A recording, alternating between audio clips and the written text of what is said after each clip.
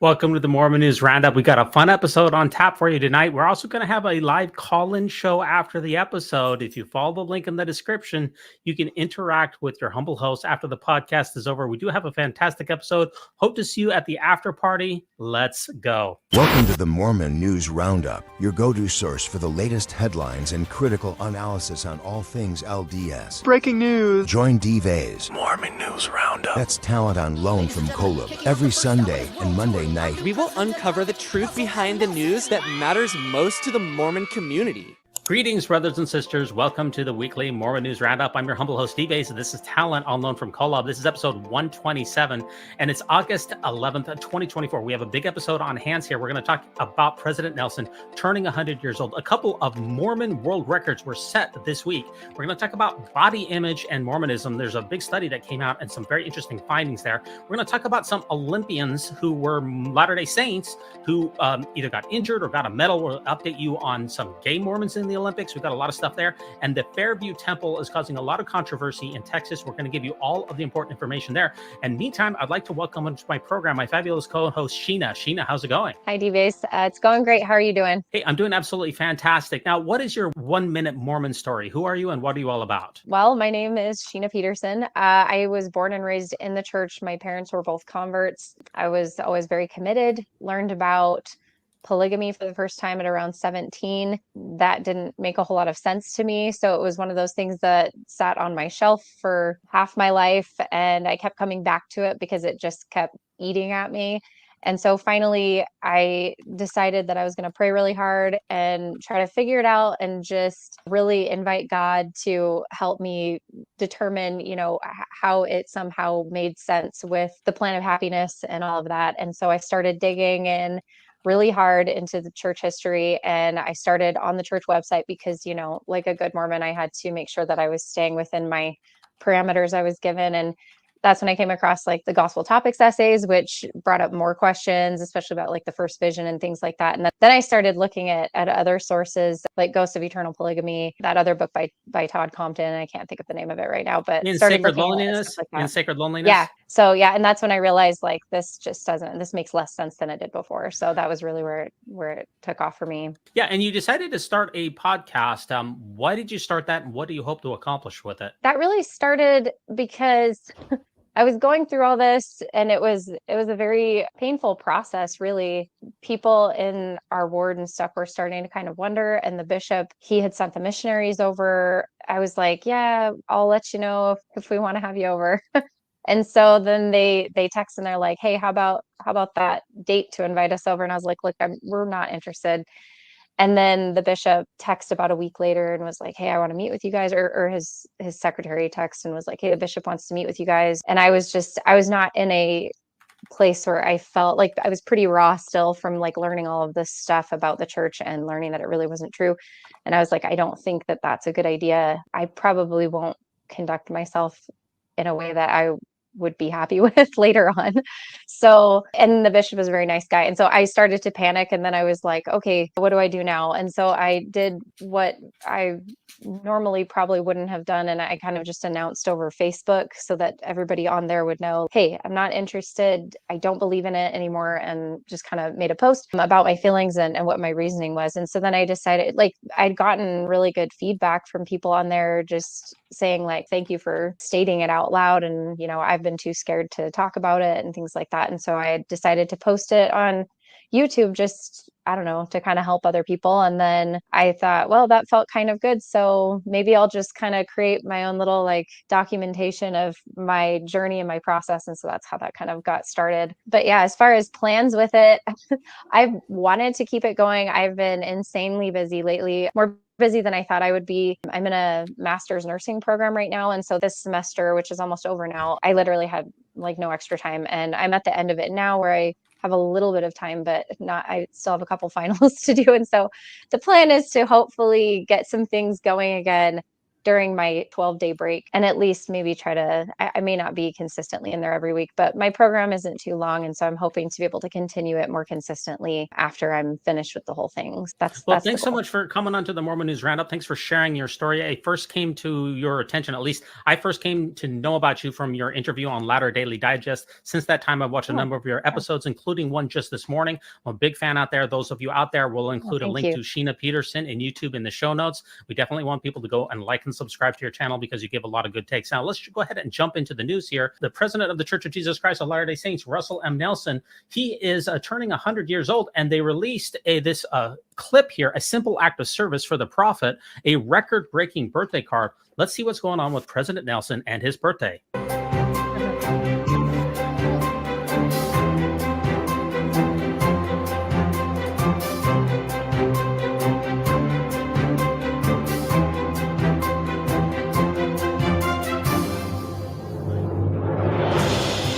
Today, you ended up with a total of 31,384.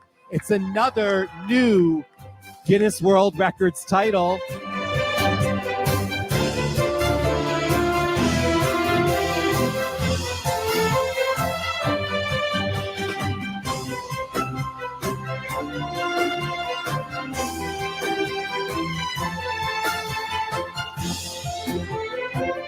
It is awesome that 31,000 people wished President Nelson happy 100th birthday. What would be even more awesome is if now we would all consider giving him a birthday present. What he wants is for each one of us to reach out to someone in love and compassion and help and support. Reach out to the one. Feels pretty special. I mean, I've never been a part of breaking any records, so and especially for it to be this one, to be able to celebrate our prophet. It makes me feel good because I'm serving President Nelson and I'm serving around here. But it was broken by a lot of people, not just me. So it's awesome for everyone. Sheena, is this just a lot of fun, or is this absolutely peak cringe? I can't figure out which one. Yeah, I would have to say it's the latter.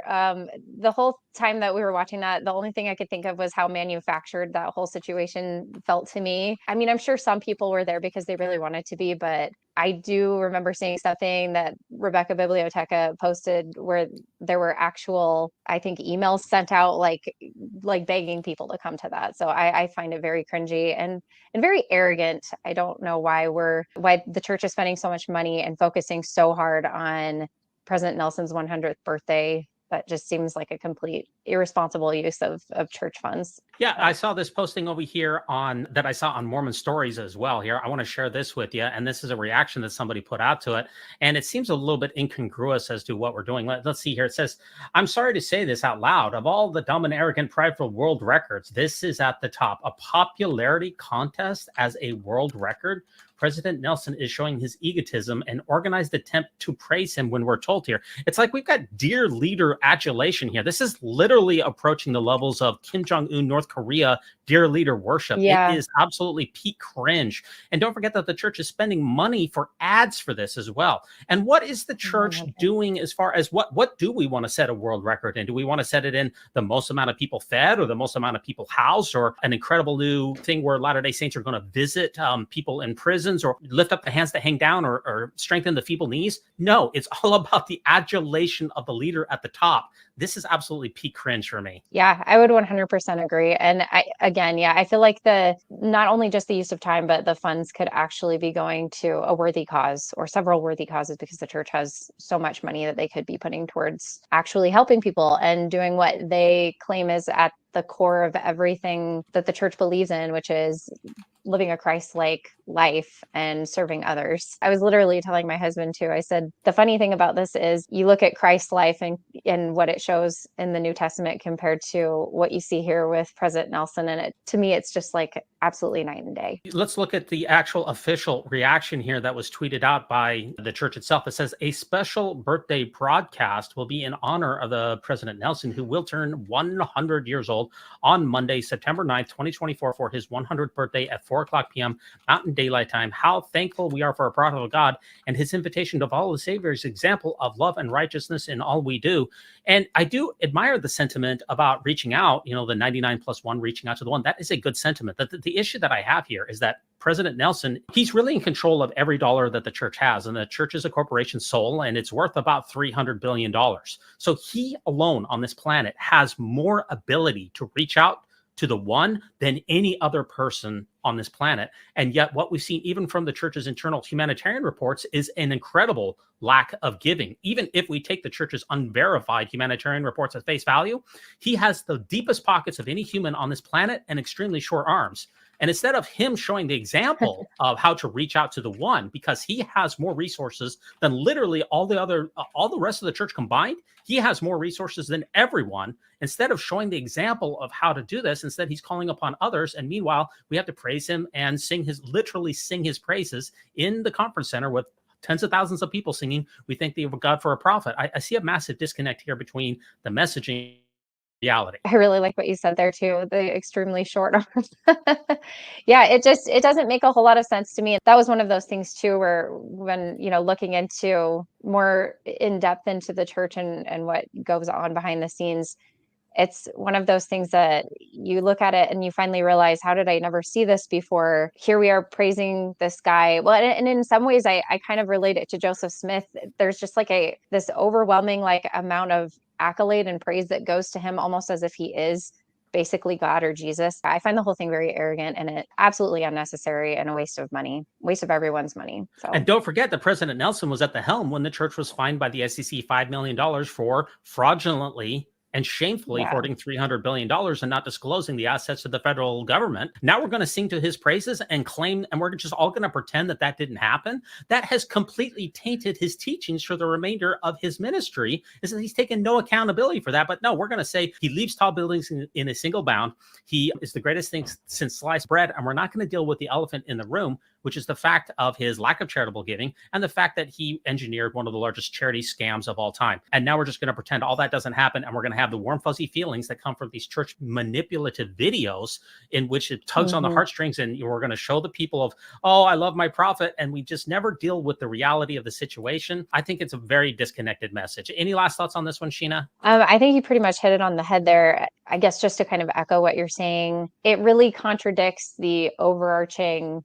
message of everything. And I don't know how much more I can really emphasize that it does not seem Christ-like at all, and it seems very hypocritical. We're going to talk a little bit more about that later. Now, the next article here was from KBYU TV and also KVNU, Bodies at Church, LDS Doctrine, Teaching, and Culture Related to Body Image. This is a very interesting study, and I know that you read it, Sheena. What is this study all about, and what does it tell us about how the body image in the church is emphasized, especially with regards to women? Because this was a very good study. Yeah, so it was really interesting. So it sounds like there were a couple of professors at BYU, if I'm correct, who decided to do this study, to kind of determine what was going on with body image perception amongst especially women in the church. They had started out by kind of saying overwhelmingly, usually people who are part of, like a religious affiliation or have like those religious beliefs tend to have in general better body image issues. But when it came to the church, it was a little bit different. And they said that there was, a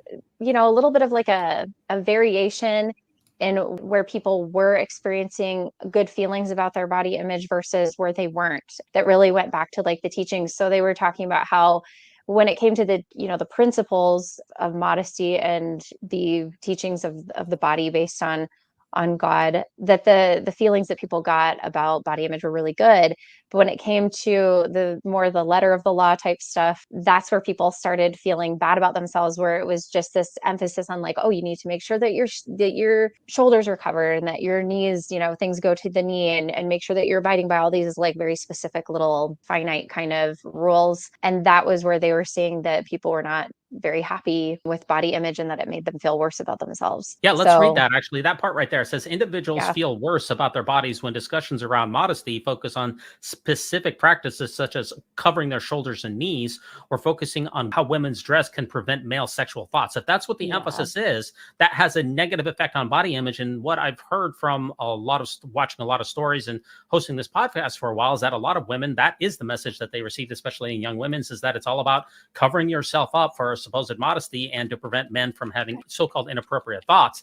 And that has a devastating effect on body image. Is that something that resonates with you? Oh yeah, absolutely. I always remember, especially as a young woman, like wondering, I mean, are the young men getting the same kind of lesson that we are? Because I think it's kind of this extra or like even a double standard to put so much pressure and responsibility on the young women and women of the church to make sure that we are keeping the men pure. Why is that our responsibility? It's not like we're coming to church in a bikini or something like that, where that would be a completely just inappropriate place to wear a bathing suit. But like, you know what I mean? Either way, it's like, even if there was an activity where we're going to the beach and you want to wear a bikini, it's like, that's not our responsibility to make sure that you're not thinking about those things. And I think it's also kind of something that I feel like is coupled with the whole just emphasis on sexual behavior and culture. And I feel like it becomes more of a focus in so many of the minds of these young kids in youth group, and especially the young men, because they're told, don't ever look at this, don't ever look at that, don't think that way. And it's kind of like when somebody says, hey, don't look behind you, it's like an automatic response. You're going to look behind you. And so that's kind of how I view it. It's like you've really just kind of created more of a problem amongst the youth than you really needed. There's another quote, and I'm trying to remember who said it, but just teach them correct principles and they'll govern themselves. I don't know if that was Joseph Smith. Joseph Smith, yeah. We let the people teach the people correct principles and they will govern themselves. But it seems like the church and the modern church does not take that to heart. Instead, they want to, especially in the Strength of Youth pamphlet and other things, tell you how many piercings you're supposed to have, how many tattoos you're supposed to have, how long your skirt is supposed to be, how long your shorts are supposed to be, whether your midriff is supposed to be covered. There's a Pharisaical, like a Pharisee type approach that is very dogmatic in how modesty culture is treated in the church. And this survey shows that type of mentality, that type of approach has negative implications, especially for women and their body images. Let me just read a couple of other passages on this one. It says 30% of the people in this survey, again, these are Latter-day Saints conducted by BYU. This isn't just something off of Reddit here. 30% of the people described wearing garments as having a negative effect on their body. That's a very high number of just the clothes that you're supposed to wear all the time. If you have to wear those virtually 24 hours a day, 7 days a week, and that has a negative image, that can really build up over time to have a very negative aspect of your own personal body image, of your beauty, how you feel about yourself and your own skin. That's a serious problem for the church, since the church in the last General Conference doubled down on the fact that you're supposed to be wearing the garments as much as possible. But we're going to have a major problem here if that's causing a negative body image, especially for women. Yeah, absolutely. And I mean, again, it's another one of those points that I really, really appreciated this article, by the way, because I was thinking like it just hits all the points for me, at least, where I was thinking, yeah, these are absolutely like the things that bothered me either as a young woman or even after becoming endowed. And I remember after becoming endowed, putting on the garments and thinking like, okay, yeah, I really love these. And I tried to really convince myself really hard that I love them because you're supposed to love them and that's what you're told to do. But as you were kind of pointing out, based on what they were talking about, all of those little, like you were saying, kind of Pharisee type inline rules, making sure that everything is exactly so. It's so ultra controlling. And that was how I felt about garments. And I started to become very resentful even before diving in and learning about the history of the church more accurately. It was one of those things where, yeah, you do start to feel resentful. You feel like it's so much harder to even find clothes to make sure that every little bit is covered. You look at yourself and you just feel like, I don't love that I have to wear clothes that cover this. And then you're trying to find ways to make it look good. And I always hated it. And it does make you feel like you're just suffocating. At least that's how I felt. I felt very suffocated by wearing garments. Yeah, there was actually a survey that came out a couple of months ago that somebody went through like a Macy's department store, and they looked at the percentage of clothes that were appropriate for garment wearing for men versus women. And only 10% of the clothes in the Macy's department store would actually be garment friendly for women. But guess what? 90% of the clothes would be garment friendly for men. So it's extremely hard, especially for women, to find cute outfits and to feel good about themselves, because the amount of clothes that you can actually buy to cover the garments is extremely limited. Now, I just want to cover one last part of this, which is kind of controversial. The study also explored cosmetic procedures and surgery rates reported by church members. Although the church has no official position on cosmetic surgery, 14% of the women in the study had major cosmetic surgery, and another 20% had undergone minor cosmetic enhancements. The national average is only like 4%. So between those two, the church here is at 34%. It's like 8 times the national average for surgery. Women in the church in particular feel a great deal of pressure to be perfect, to have the size 2, to be the perfect 10, to be the trophy wife, to be the trad wife. Is that Mormon culture? How does that, do you find resonance with that? Or is that, what are your thoughts about that? But I feel like it's more specific to the Mormon culture in Utah because like, and I'm not from there, I'm from Washington. And so it was very different culture. And I've realized that like everywhere you go, and I'm in Idaho right now, definitely a different culture from Washington. I've known a lot of people who, you know, like they were originally from Utah and they had family from Utah. And I remember them talking about how there were people that they knew, like family members or friends of family members in Utah, that would do Oxycontin and different drugs and things that would help them slim down really fast, just to kind of piggyback on this idea of trying to attain this like perfectionism or this perceived level of perfectionism. I was actually really shocked by that because I thought, wait, they're members of the church, like they're not supposed to be doing drugs. You know, I didn't even know what to make of that. I was like, that's like a kind of common thing. But yeah, I remember people telling me, you know, yeah, people do that because they want to make sure that they look really fit. And so they'll do what they have to do. And I was like, that's crazy to me. And so I have nothing against cosmetic surgery. If people really want to do that, if that's what they feel that they need to do, like you're kind of pointing out here, the concerning part is, why is there a culture that so strongly makes women feel, especially like you were saying, you know, way more than the national average, makes them feel like they would need that? There is a cultural influence there, which is sad because, you know, nobody should have to feel like they have to, you know, look in this super perfect, ultra perfect way or look like a Barbie doll for whatever reason. And I hope that reason isn't due to any sort of influence by husbands or something. I think it's more specific to what I've heard about in Utah culture, because where I come from, I haven't experienced that a whole lot with the different stakes and wards and things that I've been in between like Washington and Idaho and Montana. Thanks for sharing that with us. Now, you can find the Mormon News Roundup. We're on TikTok, we're on Instagram, we're on Facebook, and we're on YouTube. If you can let us know your thoughts about Mormons and body image. Does the church shame people? Is it a Utah culture? Is it an LDS culture? Is this much ado about nothing? Is it none of anybody's business? Let us know in the comments. We'd be very grateful for that. Now, our next article here is very interesting because it was released by the Daily Universe. And it says that Utah has been voted the most charitable state in the entire United States. In fact, it's not necessarily voted, but it is a very charitable place. And it seems like metric after metric shows that members of the Church of Jesus Christ of Latter-day Saints are very generous people. They volunteer at an extremely high clip. They donate a high percentage of their wealth. And most of them give that to the Church of Jesus Christ of Latter-day Saints. There's 19 key indicators of the charitable behavior, and Utah is at the top of all of this.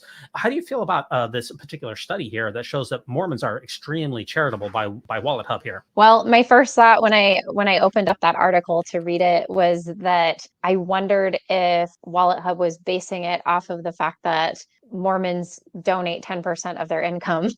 And so that was where my first thoughts went. I also thought, you know, we're also, you know, as members of the church, we're also like highly encouraged to serve other people, which I actually think is a really great aspect of the church teachings. Is it because we donate 10% of our income? And if so, Wallet Hub should know and understand that that's basically like required of the members. So in a way, I don't think that it can count as charity because people are literally doing it in a lot of ways too, out of their own fear. I remember it being referred to as fire insurance growing up. It's really, in my opinion, very fear-based as well. The motive behind it can also be, oh, I'll get more blessings if I pay this. I'm not sure that I would count that. Yeah, that's the issue here is a donation to the Church of Jesus Christ of Latter-day Saints, is that really charitable giving? Because this Wallet Hub survey is saying that every dollar that you give to the church is charity. But we know that the church, or at least the best evidence suggests, because of the lack of the church's transparency, the amount of money when you give it to the church, only a tiny fraction of that actually makes it to people who are suffering and people who are in need? That really begs the question is, if over 90% of your money is not going to charity when you give it to the church, that's probably the best estimates. Only maybe 1% of your money, when you give $100 to the church, only 1% of it actually goes to somebody who is suffering or in need. Therefore, is a donation to the church, is that actually charity? And that's why I'm wondering about this wallet hub. If you count the church's donations as charitable activities, yes, Mormons are incredibly generous. But if you actually proportion that to only $1 out of every 100 actually goes to somebody in need, it's very, very stingy. So it really depends on how you look at it. Is a donation to the church, Sheena, is that a charitable giving proposition, or is that something else entirely? What are your thoughts on that? Well, if you'd asked me 5 years ago, I would have given a huge resounding yes, but absolutely not. And I mean, we've seen now too that the church has really been hoarding all of this money and using it to embolden their investment portfolio. They've invested it in businesses to make the church more money. And it's like, is that money in turn turning around and being given to charity? Is there like a good majority of that that's going out to people in need? No, absolutely not.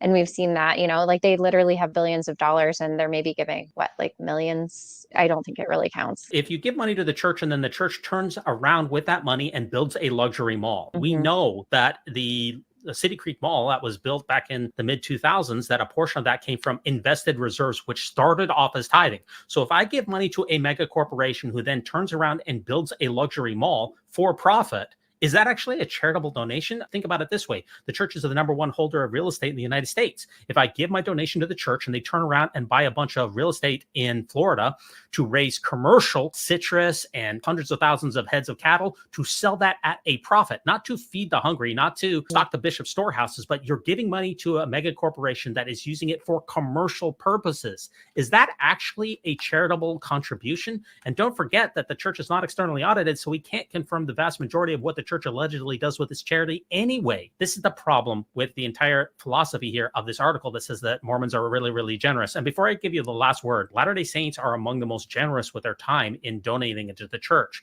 But when you donate your time to the church inside of a temple to do warmed over Masonic rituals that affect no one who are currently alive, is that actually charitable volunteer donations? Because when someone donates to the Red Cross, your blood or your time to a soup kitchen, that has a direct impact on the humans that are suffering now. Much of the volunteer hours of Latter-day Saints are evaporated into temples in which we have no good reason to believe that it affects anyone at all. It's not like the church is really explicitly giving the members any sort of view into what they're doing with the money that they're receiving from everybody.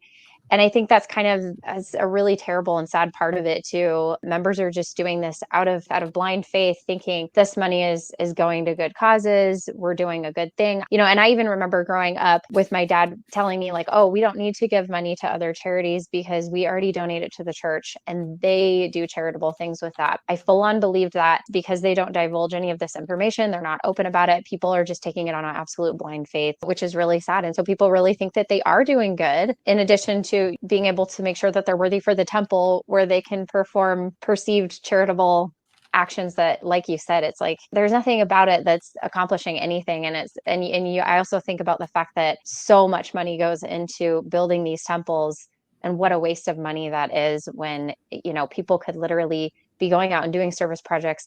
And like you said, at soup kitchens, doing, building projects, whatever, for people who actually need it, that money that's going towards building these ridiculous temples, it could be going towards people who need it. Yeah, let's change topics here and let's go on to young single adults, because the church has made a number of changes in the young single adults recently. And we'll talk a little bit more about temples towards the end of this episode. But in the meantime, Julia over at Analyzing Mormonism is going to teach us about how the church has changed the age for young single adults. And I want to get your thoughts on this and whether this is a good idea. Ooh, baby, do you know that's where heaven is a place on earth? As some of you may have heard, the church announced a few weeks ago that they changed the age for the young single adults.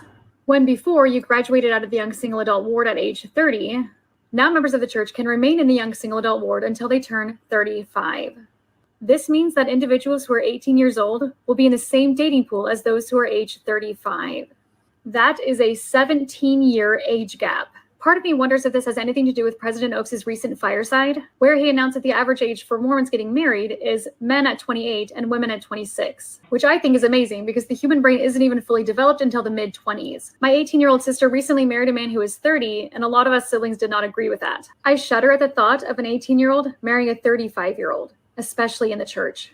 Anyway, what are your thoughts as to why the church is making this change? Okay, Sheena, so what are your thoughts? Is this a good idea to have young single adults be 35? Are you a young single adult if you're 35 years old? And is Julia making much ado about nothing? Is it no big deal to have an 18-year-old dating a 35-year-old? And finally, why do you think the church is doing this to begin with? At first glance at this, I thought, okay, well, and maybe it's just because I am 35 and I don't like to think of myself as aging out or anything. But I mean, I'm also not single anymore. Maybe there's a little bit of like a pride point for me there. But when I think about it, the idea of, these fresh, new, like out of high school kids dating somebody who's, nearing 40, it's kind of reminiscent of the whole, Joseph Smith polygamy thing. I think about like the Helen Mar Kimball kind of, relationship with Joseph Smith, where it's like, it doesn't feel quite right. So yeah, I mean, I don't love that. And as she pointed out, and I think it is a really good point, that your brain isn't really fully developed until your mid-20s. I also think about the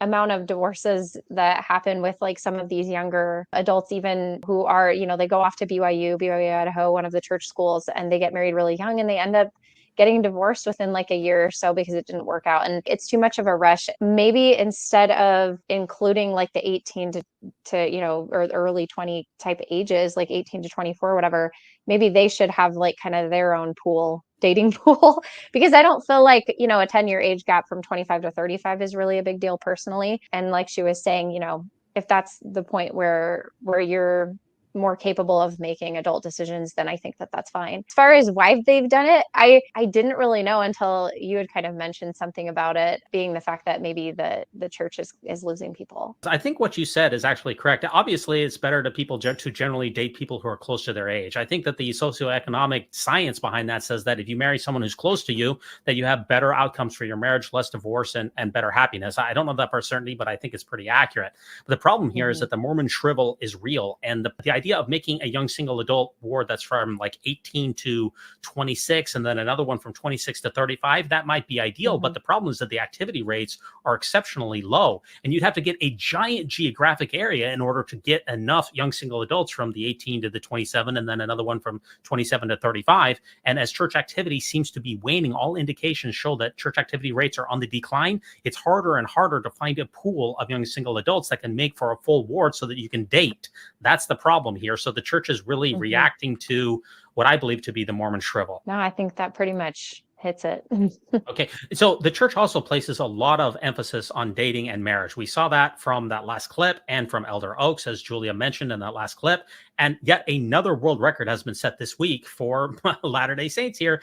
2,060 young Mormons participate in the largest speed dating event ever. So when you're a young single adult in the church, when you go to these young adult conferences, which they have probably about once a quarter. This is in the conference, I believe in one of the buildings of the conference center. This was a speed dating format here. And the idea here is that you're going to speed date at least 20 individuals for 3 minutes each. There's a lot of people here. Wow. We got 2 world records this week, Sheena. One is the adulation of the prophet. The other one is trying to get these young Latter-day Saints to hook up. Well, how do you feel about the church's priorities and what they're doing as far as setting these world records? It's kind of bizarre. It is really bizarre because the first one, again, I feel like goes back to more of like the arrogance of Russell Nelson. And I think the second one has more to do with the fact that if they can get people married early on in the church, as young as they can and as fast as they can. I don't remember if it was one of the podcasts that I was watching, if it was like Mormon Stories, somebody had mentioned that statistically speaking, and this is one of the reasons that they really push this, is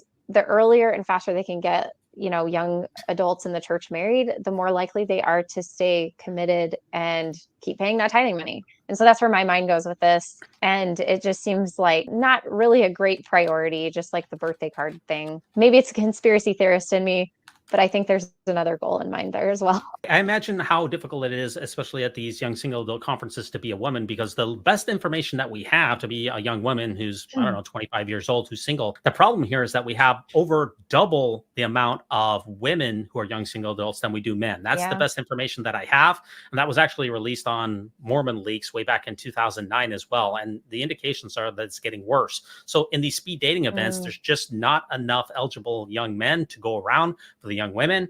There's a lot of pressure that's put on these conferences for you to get married quickly, have a lot of children, stay on the covenant path.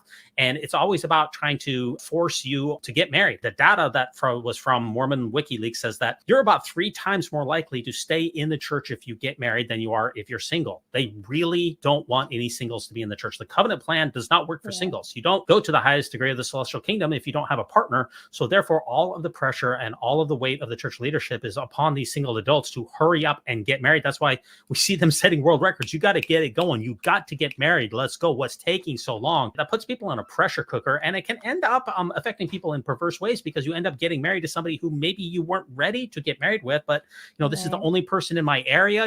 Maybe you live in a place where there's not a lot of Latter-day Saints. There's not a lot of options here. You've only got a few people that you could possibly choose from, especially if you're a woman with few male possible candidates. So I look at it as a very harmful thing. This isn't a world record that I would want to be associated with. I think both of the world records this week are really not good world records that we should be setting. Instead, the world records that we should be setting is using the church's incredible wealth to set some world records for giving, for helping other people, for lifting the hands that hang down and strengthening the feeble knees. Let's see some world records that go in that direction rather than what we saw here. Just 100% agreed. That's where my mind keeps going back to is with all this money and wealth and time, why not donate it to actual causes of charity and put your money where your mouth is and actually follow Jesus Christ's example? It makes sense. Now, are you watching? We're going to cover a couple of Mormons in the Olympics real quick here. Are you watching the Olympics, Sheena? Are you taking it all in there in Paris? I actually do not follow the Olympics. I'm so sorry. I'm not going to be very popular for saying that, because I know people love watching sports. For me, it just doesn't click. But I did look at some of the stories that were going on there, which it is very exciting. It is a really cool and amazing opportunity for people to achieve such high accomplishments. And in that respect, like I 100% respect those people, and it's like amazing that they can even achieve something that great. We'll bring you up to speed with these articles here. Let's cover a couple of the Mormons at the Olympics here.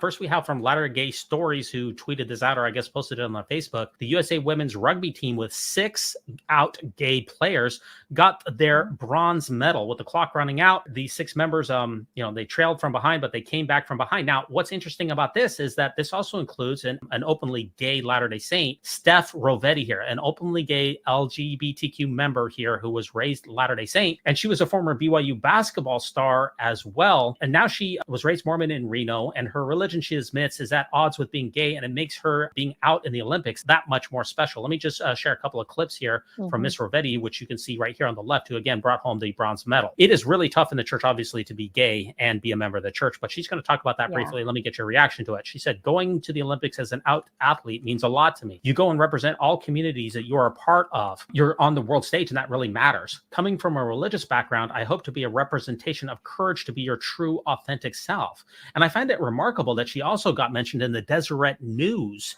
And that's a little bit controversial, because she was interviewed there where she said, our team is one of the most diverse teams in the world in terms of background, body size, and skill set. It's something that we as Americans celebrate. We're trying to build this massive, diverse powerhouse, and we really take pride in that. So it's very interesting to me to see 2 things. Number one, that she is acknowledging that her faith is in odds to the church teachings, but she's okay with that. And number 2, she was featured in the Deseret News, which was a little bit of a surprise, because oftentimes, if you're not drinking the Kool-Aid, if you're not a true believing member, if you're not a shining example of perfection, oftentimes you won't be featured in the Deseret News, but she got featured in there anyway. How do you feel about Ms. Rossetti and her getting a bronze medal and being a gay out member of the church? I think it's great. I can't even imagine like how hard it would be. It's amazing that she was even able to make it to the Olympics, get a bronze medal. But then in addition to that, being like, okay, I also don't want to feel like I have to hide all these parts of myself. I think it's great that she is open about that, because it's already hard for people who are gay anyway, in most cases, to come out. And thankfully, I mean, like more and more in our culture today, I think it's becoming more widely accepted and easier for people to be able to come out. But in the church, where it does feel like everything is behind by, like a good 50 years or so, that's really hard, and I commend her for that, because you don't want that kind of rejection, and she is in the public eye, and that would be difficult. And so I think it's great that she is open about that. And I think it's good that Deseret News picked her up. Let's They cover two reported more on her. stories from this Olympics, which deals with Latter-day Saints. Number 2, here we have how the Book of Mormon inspired Kenneth Rooks to Olympic silver medal success. He was worried that he might not be competitive. The former BYU track star, though, found spirituality in reading from the Book of Mormon. Now, unfortunately, we can't play his finish, which is one of the most viral clips of him coming in the silver medal. The steeplechase is an exciting event to watch because not only are they running, they got to jump over those hurdles, and then they're in the water ditches as well. And the finish on this is absolutely electrifying. It is incredible here. I really wish him the very best, but he poses after winning the silver medal in the men's 3,000 meter steeplechase event. Very inspiring story here. Wish him the very best. And the final Olympic story that I want to cover here is Jimmer Fredette. You said you don't follow sports that much, but have you ever heard of Jimmer, the BYU basketball star? No. I haven't heard of him. That's okay. That's good. Jimmer is probably one of the most famous Mormon male athletes out there. First you have Steve Young, and honestly, right behind is Jimmer. So Jimmer was in the Olympics here, and he reveals the nature of his injury and expresses a bittersweet feeling about the Olympic experience. So he got injured, unfortunately, and the 3-on-3 basketball team did not place. He did not get a medal. He had a very unfortunate injury here. And he says, I'm so grateful to have been an Olympian and represent the Team USA. It's been a great honor. This injury has been devastating for me as I put 2 years into qualifying. He got a knee injury, he tore a couple of ligaments, and he's going to be out for 6 months. So it's unfortunate that my favorite Mormon Olympian here is Jimmer. Unfortunately, he got injured. I do wish that he is going to be able to have a speedy recovery. I've already said before many times that I have a giant man crush on Jimmer Fredette. Are you going to be watching any of the Olympics at all, Sheena, or is it just you're just not going to be following it? I mean, I probably should. I've part of it too is that I'm so busy with school and stuff, so I just don't really watch a whole lot of anything. But yeah, I mean, I probably should. And I did read through these articles. I did feel very bad for him. That's devastating because it's like, how's that going to impact his future in sports? Yeah, it's going to be tough for Jimmer. He's a former BYU basketball star. He also played in the NBA. Now he's been in the Olympics. He also played overseas in China. I do wish him and his wife the very best. Our last section here of the week is probably the most controversial, and that is the Fairview Temple controversy. And we're going to fill you in on all of that. I know there's been a lot of deep dives through different podcasts in this. We're going to try to do this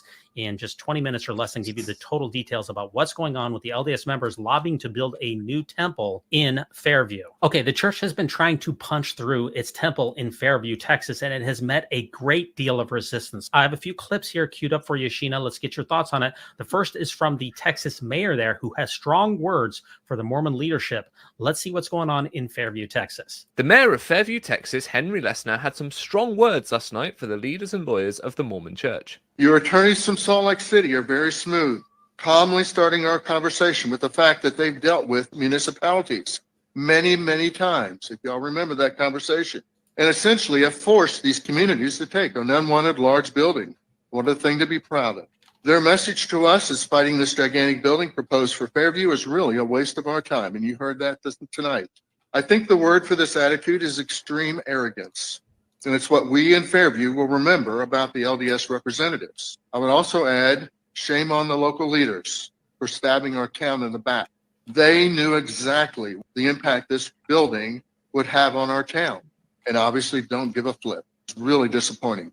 There's no secret what the town of Fairview would have done with it or how we would have reacted. And if somebody didn't tell the folks from Salt Lake City, shame on y'all. The mayor of Fairview, Texas, Okay, it seems like there's no love lost between the mayor and the city council of Fairview, Texas, and the LDS church leadership, especially back in Salt Lake City. Yeah, no, definitely not. And I think I just go back to Nelson because I think, he's the one at the top. He's pulling all the strings. I mean, didn't he mention that they were trying to get like 150 more new temples or something like that? It just feels like a pride project to me. And he does come across to me as very arrogant. I just feel like this is kind of like that extension of that arrogance that he has been, really kind of seen for. And in the past, to try to say that the spire or steeple or whatever, like it needs to be there because it's a part of worship it's a bold-faced lie. We know that the church has temples where there aren't spires at all. It also contradicts the articles of faith. We believe in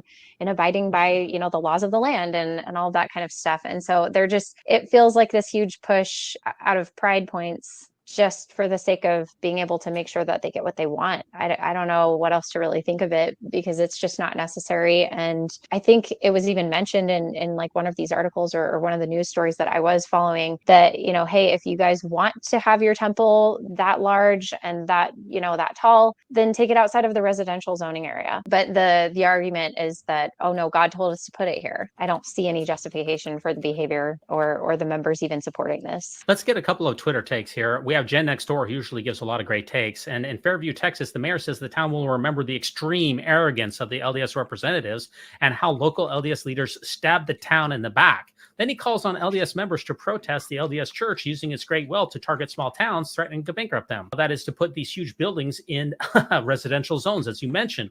And the Sisters in Zion tweeted back, well, the Fairview Mayor Temple really thinks he can rally LDS folks to protest their own church? Bless his heart. He's clearly never met an LDS member in his life. We're seeing two worlds really collide here, which is where we have this somewhat rural town of mostly, you know, conservative, mostly evangelicals who don't really know much about Mormons. And all of a sudden, the LDS church, especially the church headquarters, comes into the town with a bully mentality and says, you will bend to our will or we're going to see you in court. And these Texans, you know, don't mess with Texas. They are not taking too kindly to the church's actions here. Absolutely not. And what a horrible way to foster, you know, fellowship and community.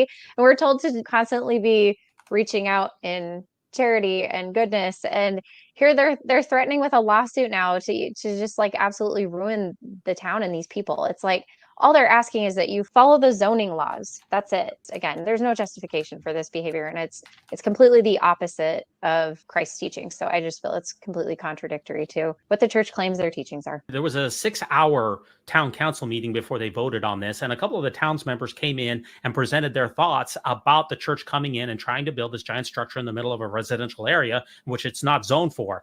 And let me just cue up Greg Smith here. I got a couple of them. I'll get your reaction to what these town members who live there, some of them for generations, are thinking about the LDS churches, especially the corporate actions, not necessarily the member actions, but corporate. Greg Smith, my wife and I have lived here for 37 years now, and I have to say this is the most traumatic situation that we've encountered in those 37 years. But first of all, I want to thank you, Mayor and Town Council, for the things that you do and for protecting our property rights. I'm particularly surprised and pleased that you had this session today in deference to the Church of Latter-day Saints, when in fact they seem to be built on secrets and deception, but yet you still give them the opportunity to come in front of us. An example of the deception is they put these pictures up here that are completely out of scale and make the people sitting here look at it, make it look like they're the same height, and they're not the same height. That's deception. And mail this thing out to everybody in the town saying that the traffic will not be a problem. They're telling us at one point they're going to have 80,000 people a month coming into this building, and it's not going to affect our traffic. You expect us to believe this? We don't. Mr. Mayor, thank you for your comments. The people of this town support you. Thank you. What we're seeing here is that the church's actions here, the town members are accusing the church of a lot of duplicitous actions, from misleading information about how much this is going to impact the community to actual renderings of the temple. They're saying that the church has been arguing all along in bad faith, and that the church never really cared what the town wanted to begin with. That's an incredibly bad look for the church. The PR on this is pretty bad. I agree. And it's really just under this guise of, you know, well, this is required for our worship. And I agree. I think there's a lot of manipulation that's happening here that they're attempting to put, you know, at the people of this town in Fairview. Yeah, and it's causing a lot of turbulence in the town. He said that this was a very traumatic event. I don't think he's exaggerating when he said in 37 years he's never seen anything like it. This is absolutely unprecedented. You know, we grew up in the church and, you know, in Utah, and we're used to these temples, and we just take it for granted. People who are not familiar with the church at all are like, what is going on? What is happening again? We don't understand this, and why does it have to be this way? It's causing a lot of consternation, and it definitely doesn't need to be that way. Now, here's another one. I'm just going to queue up one more here, and this is a Claudia Mayer, who's also got a good take on a townsperson here in Fairview, Texas. Miss Claudia Mayer, and in 1999, along with my husband and our 2-year-old twins, we were fortunate to move to beautiful Fairview. 3 days after moving into our new home, our son had a life-threatening accident. Our then volunteer fire department responded to the 911 call, stabilizing our son and delivering him to Children's Hospital. Brain surgery, cranial reconstruction, and multiple ophthalmic surgeries followed. This was how our Fairview Fairview journey started. I'm happy to say that with our love and the support of our community, our son has made a full recovery and is now a resident pediatric doctor at that same children's hospital. At the time of the accident, our new neighbors and community rallied around us. We learned from day 3 what it means to be a good neighbor. I've been blessed with amazing neighbors. A good neighbor shares our burdens and works to find a solution. A good neighbor abides by the rules. Good neighbors do not bend the truth for their best interest. A good neighbor does not force their neighbors to live with what they want, no matter what.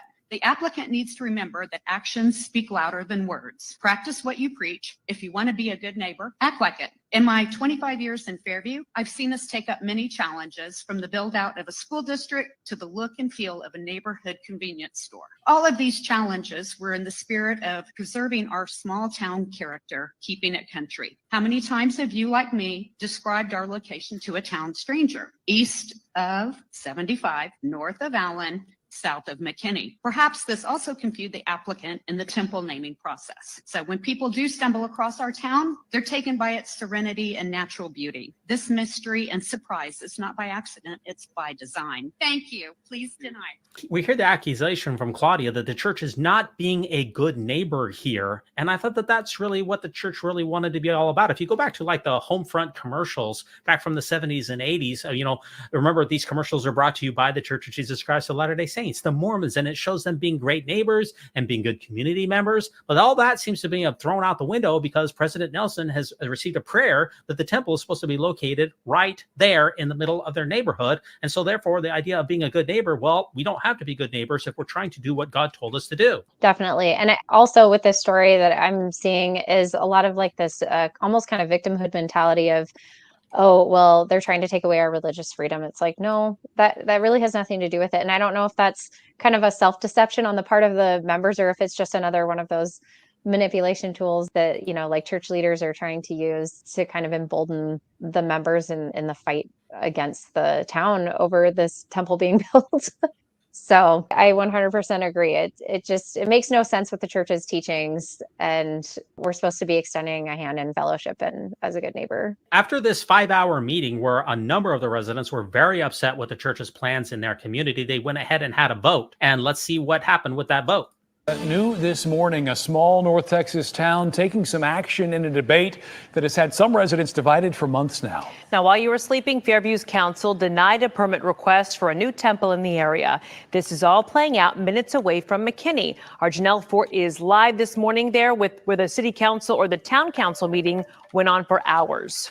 Yeah, largely because of the sheer amount of people on both sides of this who signed up to speak during public comment. Unsurprisingly, this meeting was packed. The issue at hand is that the Church of Jesus Christ Latter-day Saints, you may know it better as the Mormon Church, wants to build a 65-foot tall temple with a spire that reaches 173 feet high, and they want to build it in a residential area here in Fairview. For perspective, the building would sit roughly 16 stories high. The town's rules only allow for 35 feet high building in its residential districts, which is why the church applied for this special permit. Most of the opposition has been because of the aesthetics. Most residents say they don't mind the church. They just don't want it towering over the town. Here's some of what was said in last night's meeting. Even as I try to understand why you may oppose the temple, I do not expect you to fully understand why I support my temple. My objection is against the current plans of the LDS temple, not against the members, the faith. Now, in the end, Fairview leaders denied the permit request, and in a unanimous vote, the LDS Church says they are disappointed, but added that this is a part of an ongoing process to get building approval, which will, quote, be continued as part of the church's religious freedom efforts. So is this religious bigotry? Because we are seeing this town council now reject the church's application for a temple. Is that literally anti-Mormons running amok and religious persecution? That, like, the notion of that is so ridiculous on its face, in my opinion. Because, yeah, obviously, like, they've stated clearly, they're like, we don't mind that you're Mormon. We really don't care, like, what you want to do. Like, we're happy for you. Just follow the laws. Like, it's really not hard. Like, we've all had to follow the zoning laws. There are other religious buildings, churches and stuff in their town, in residential areas, that have also followed those same zoning laws. Okay, a couple of other reactions here to this entire really debacle here. And this is from the church's official Facebook page here, the Church of Jesus Christ Temples. Last night, the Fairview Town Council denied the church's application for a conditional use permit to build the McKinney, Texas temple at the proposed height and dimensions. A church spokesperson said, at this point, we are keeping our options open. What do you suppose they mean by keeping our options open? I thought that this town council rejected them unanimously and sent them packing. What do you think the church spokesperson means? Yeah, so that's a good question. And I mean, in my mind, I was thinking like maybe they mean that they're keeping their options open for like a new location, hopefully. But it sounds to me more like their options are, we're going to now try to sue you and ruin everyone here. So very Christ-like. So Christ-like of them. Yeah, the keeping the options open isn't let's have further discussions or let's move it to the east side of the town or let's move it out 5 miles out in the country where it could be literally as big as you possibly could imagine. It could be 1,000 feet tall. No, the options open is let's see how fast we can sue this small town into oblivion and use our incredible billions to have the David and Goliath situation to force our will from a small percentage of people who are in Fairview of only a couple hundred temple recommend holding members. We're going to prosecute that through the legal system. It's going to get ugly. There's no doubt about it. There's a couple of memes on this, what is this? A temple for ants? How the LDS church sees any temple shorter than their proposed size. Oh, we can't possibly reduce the size of it, even though there's 10 temples that don't have a spire at all. And the Dallas temple, which is only a few miles away, also has a much shorter spire. So if it's good enough for Dallas, why is it not good enough for Fairview? That's what people are seriously wondering. And here's the reaction that has happened after the proposal here. After the town has rejected it, here's the reaction among the people there. This is midday. You've made it halfway through the week. I'm Cleo Green, and it is back to the drawing board for one Collin County town denying the LDS Church a permit to build a new temple. Hundreds of people here packed last night's meeting in Fairview between Allen and McKinney. Our Janelle Ford has some reaction to that vote. The massive turnout at last night's meeting is really indicative of just how strongly people on both sides of this feel about the construction of this church. This has been a months-long back and forth. The Church of Jesus Christ of Latter-day Saints, you may know it better as the Mormon Church, wants to build a 65-foot tall temple with a 173 feet high spire in one of Fairview's residential neighborhoods. The building would stand roughly 16 stories high. Where the controversy comes in is the town's rules only allow buildings in its residential districts to stand a maximum of 35 feet tall. So the church applied for a special permit that at least one other church in the area has used and was denied at last night's council meeting after hours of public comment from both sides. This is the modern day David versus Goliath using their billions of dollars to bully, and as we heard tonight, threaten us and our community and citizens. Having a temple closer to us would be a tremendous blessing for me and many of the youth in our church community. The LDS Church says it is disappointed with last night's outcome, but isn't giving up yet. They told us that last night's vote is a part of an ongoing process to get building approval, and it will be, quote, continued as part of the church's religious freedom efforts.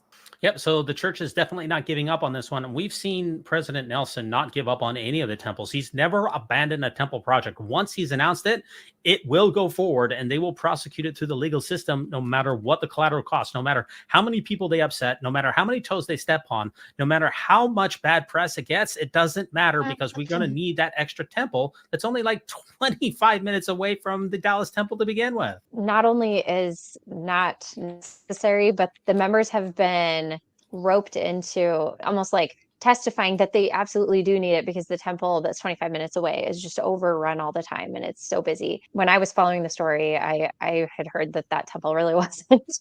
And so, yeah, it just... somebody pulled the temple scheduling app for the Dallas temple, and that apparently has about 41 seats in it. And the number of different sessions, and in an entire week, only one of the sessions was actually full. The Dallas temple is not at all at full capacity, not even close. In fact, many of the sessions have less than 10% of the seats that are actually used. So the idea that this is necessary is highly questionable. A couple last takes here with a Fairview here. Coach said, hopefully one of the options that the church is keeping open is abiding by the 12th article of faith by designing the temple to or close to the dimensions currently allowed for the residential zoning in Fairview. But the more likely option is the church is keeping open the option of suing the town of Fairview. That's what we're talking about, keeping our options open, is see how quick we can get the lawyers in there. And we've already seen that the town mayor said that the lawyers were incredibly arrogant and were arguing in bad faith to begin with. This is an absolute PR disaster. Any last thoughts on Fairview and temples from the church in general? Last take, again, extremely arrogant, very much, I think, a reflection of Nelson. And I think it also just is another example of one of those things that goes to show you how willing members of the church are to just blindly follow what they're told to do.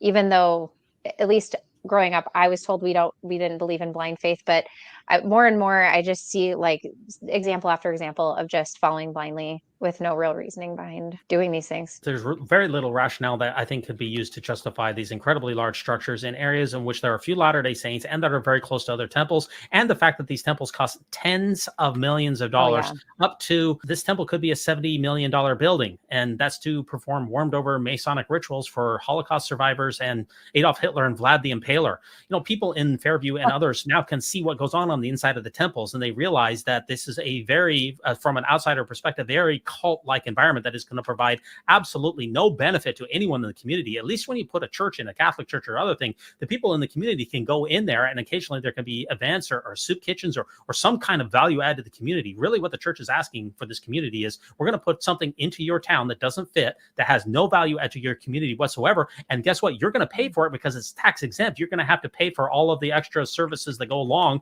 with the extra traffic and, you know, the security concerns or whatever else that goes along with it. Naturally, people are very reticent to accept a building like that. And I can definitely see why. Now, you can find episodes of the Mormon News Roundup. Like I said, if you could leave us a thumbs up, if you could give us a 5-star review, we'd be very grateful for that. Now, Sheena, before we let you go, you know, we always have the Mormon News Roundup poll of the week. And this week we had a couple of world records that were set from Latter-day Saints, which were very incongruous. So I put together a poll here, which is kind of tongue-in-cheek, which talks about maybe some additional Mormon world records that could possibly be set. And we release new content of the Mormon News Roundup every Sunday night at 9:30 p.m. Eastern Standard Time. And what is the Mormon News Roundup poll of the week this time, Sheena? Top 10 Mormon world records that need to be broken. We broke President Nelson with the birthday card, and we broke the speed dating. Let's see what other Mormon world records that we could possibly set. I'm going to give you 10 choices, and for those of you in the live chat, get ready to cast your vote. And what is example number 1? Most secret shell companies. Ooh. Yeah, we know the church has formed a few secret shell companies, but maybe they could set the world record and just form, I don't know, hundreds of them. They seem to really like those shell companies. What do you think, Sheena? I mean, at this point, nothing's going to stop them. They've made that fairly clear, so why not? Yeah, why not? Absolutely, why not? Or how about number 2? Largest charity fraud. Oh. Yeah, I mean, Ensign Peak Advisors is a 501(c)(3), but David Nielsen's allegations that it has not engaged in any charity at all ever. So we could get a world record here for the largest charity fraud because Ensign Peak is worth $185 billion. That could be a good Mormon world record. What do you think? They're 2 for 2 here. I think they're on a roll. So how about number 3? Least caffeinated teenagers. Oh boy. I wonder if that's still true. I think it probably is. You know, there's an incongruous war on coffee and on caffeinated drinks for absolutely no good reason. Maybe there could be a world record that could go along with that. Although I've heard that a lot of teens these days are kind of slip into the Starbucks when nobody's watching. Have you heard that? Yeah. And I mean, who can blame them? It's delicious. So why not? Or how about number 4? Most promised wives in the afterlife. Oh, geez. Narrowly edging out Islam because, you know, I don't know that much about Islam. I understand that there's a concept in Islam of the afterlife. I'm not 100% sure on that, but I think Mormons could set the world record for the most amount of promised wives in the afterlife. What do you think? Oh, yeah, I think so. I mean, we do know that Brigham Young had like 50 or something, so I think he's there. I think he won. Actually, Wilford Woodruff had hundreds of women, every birthday party, hundreds of women sealed to him. He sealed to hundreds and hundreds of women. He really wanted to have a giant harem in the afterlife. So Wilford Woodruff, it's going to be tough to top that. You should go back and look at that because that's some crazy stories. But anyway, yes, maybe there could be a world record that goes along with that. Not sure. How about number 5? Oldest board of directors for a multi-billion-dollar corporation. Well, that's for sure true.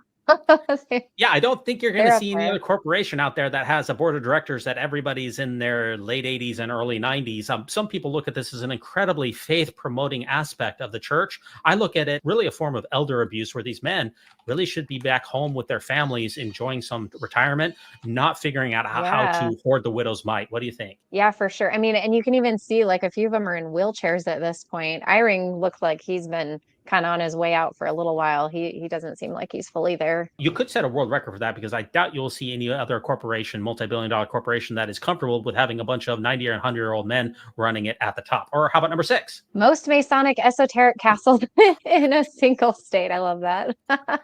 They've announced 30 in Utah alone. And I do think that that is a world record for the most Masonic esoteric castles. What do you think? That's completely unnecessary. But yeah, that's insane. I didn't realize there were 30 there.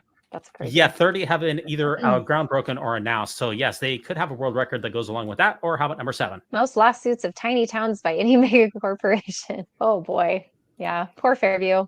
You know, I've heard some people say that the larger the lawsuit, the larger your testimony. Do you think that that holds weight, or what do you think? I mean, I'm sure that's how maybe some members perceive it, but I would say that it's more the more willing you are to follow something blindly without really paying close attention to it, and a present company included for a very long time. Okay, Yeah. very well. Maybe that's not the best one. Again, you got 10 choices. Not all of these are hit. I understand that. Some of these are a miss. Or how about number 8? Most Holocaust victims baptized on a single day. I think the church man. actually already owns that world record. I think they already have it. They just haven't made it official. I Yeah. think they could definitely make that official. What do you think? Didn't they kind of get some backlash for that? Didn't that kind of yeah. come out? That Oh, yeah. yeah, that's crazy. They've claimed That's that they crazy. stopped doing the practice, but the problem is that these Holocaust victims have been baptized numerous times, and they still get baptized all the time. That's the issue here.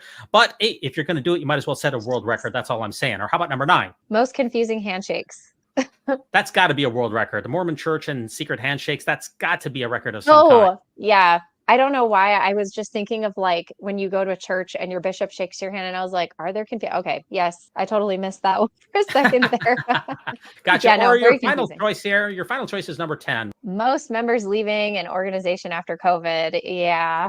That definitely could be a world record because I understand that there's been a mass exodus out of COVID and those people have not returned. What do you think about that world record? I think it's really interesting, and I think it's very telling about what can happen when you have enough space away from something that's kind of toxic in your life that you may not realize is a toxic relationship, and then you start really having to think about it because you have enough time to, and you can actually look into it. Very nice. And that does take us to our Mormon News Roundup poll of the week. Like I said, we release new episodes of the Mormon News Roundup every Sunday night at 9:30 p.m. Eastern Standard Time. If you come on over to the live chat at that time, you can interact with your humble hosts. And these are the top 10 Mormon world records that need to be broken. Which one of these do you think that the church should try to do next? We had President Nelson and his birthday card. We had speed dating. What do you think should be next up in the queue here? What do you think? Largest charity fraud does seem to be like a pretty big one. I don't even know how you can go to church or even like go to conference every 6 months and then tell everybody to follow the laws and to be good citizens and to be good members of the church and be worthy, and then also be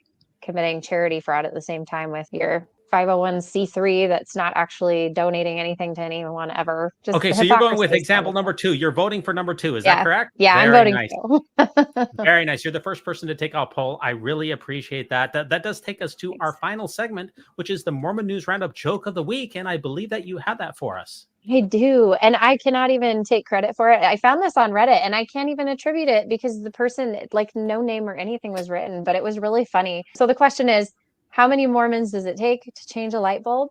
At least 6. 1 to change the light bulb, 1 to deny there was any change made, 1 to say that we shouldn't focus on the change, only the need for light, 1 to say we don't teach that the light bulb needed changing in the first place, 1 to say that the changer was acting for himself and not as an official changer, and 1 to say, who cares who changed the light bulb? Don't you feel the burning of the light? Very nice. That is a complicated and very impressive joke. I appreciate that joke very much. Yes. And as far as how people can get in touch with you, Sheena, what projects are you working on and how can people get in touch with you over at your YouTube channel? What do you got cooking? Oh, good question. Well, usually I'm like really good at responding to comments and different things like that. So that's one way people can reach out. You can also reach out to me on X, I suppose. My handle is _Sheena_P. I'm also on Facebook, though I'm not necessarily going to friend everyone. I probably should create like a specific Facebook page, but you can look me up there as well. I did have plans to hopefully bring my husband on. People were interested in that. Again, it's been so busy that I haven't been able to even get to that, but that is kind of my future project, is to maybe help or kind of bring my husband into things a little bit more. That sounds absolutely fantastic. I'm a big fan of Sheena Peterson's YouTube channel. I certainly hope that you get monetized soon. You have about 400 subscribers, so hopefully that will take place in short order. I wish you the very best. Now, as far as the things that I'm working on, every Monday night we run the Mormon movie reviews where we look at an old LDS classic, and up tomorrow night is 17 Miracles, that old T.C. Christensen film. You ever watch the 17 Miracles, Sheena Peterson? Yes, I did. I remember watching that and feeling so strongly that the church had to be true. I love it. Absolutely love it. TC Christensen will be so happy to hear that. I promise you that. This is the warm feelings. This is the legendary pioneer stories of the people who walked across the plains in no shoes, no socks, barefoot across the plains. And they were helped by 17 miracles. Specifically, a bunch of angels helped them out along the way. This bolsters your testimony. Great movie, don't you think? Yeah, it's so great. Just like the Book of Mormon is so great. It definitely bolsters a person's testimony. It really ratchets up the elevation emotion, and you see the Mormon legends of the pioneer stories unfold in the 17 Miracles. It's a great film. We'll be reviewing it tomorrow night at 9:30 p.m. Eastern Standard Time. Now, I want to thank you, Sheena, so much for coming on the Mormon News Roundup. I greatly appreciate that. I want to give a shout out to Weird Alma on Bandcamp.com for this episode's music. Always think celestial, and remember, no unhallowed hand can stop this podcast from progressing.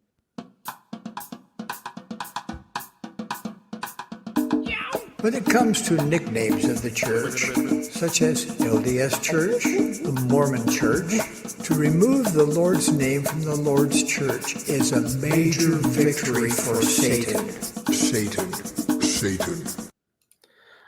Hey, thanks everybody for stopping by. There is an after show. If you want to follow the link, you can interact with your humble host here at D-Base, and Sheena may even be able to stop by as well. In the meantime, I did get permission to share something with you that I haven't had a chance to watch yet, but it's Cult's take on this entire Fairview debacle. I thought we'd take a look at that. If you want to stick around, let's see what Cult has cooked up for us. Town Council of the town of Fairview, Texas, deny without prejudice the conditional use permit.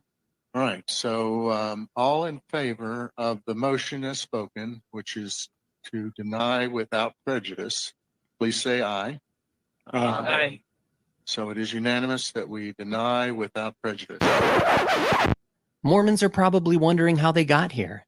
Well, it all started in October of 2022.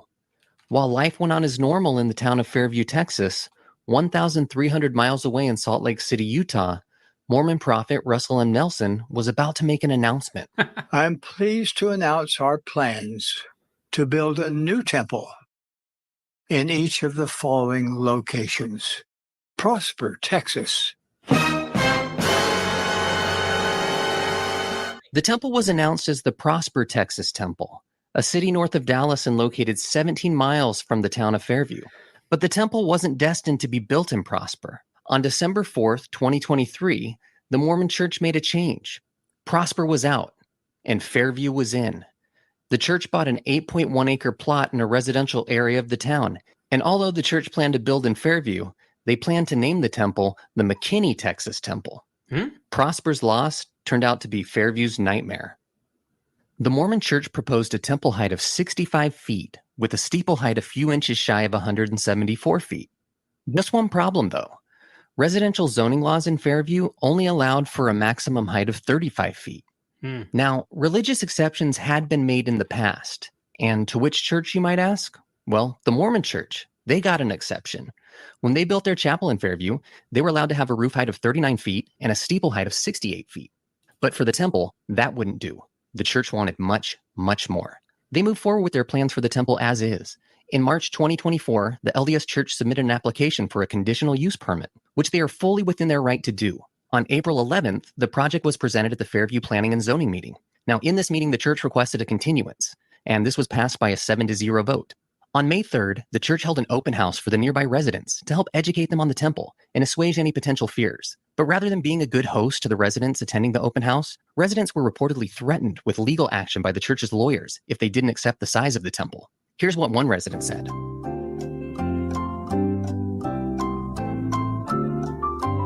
The next day, May 4th, the conditional use permit was presented at the Fairview Planning and Zoning Commission.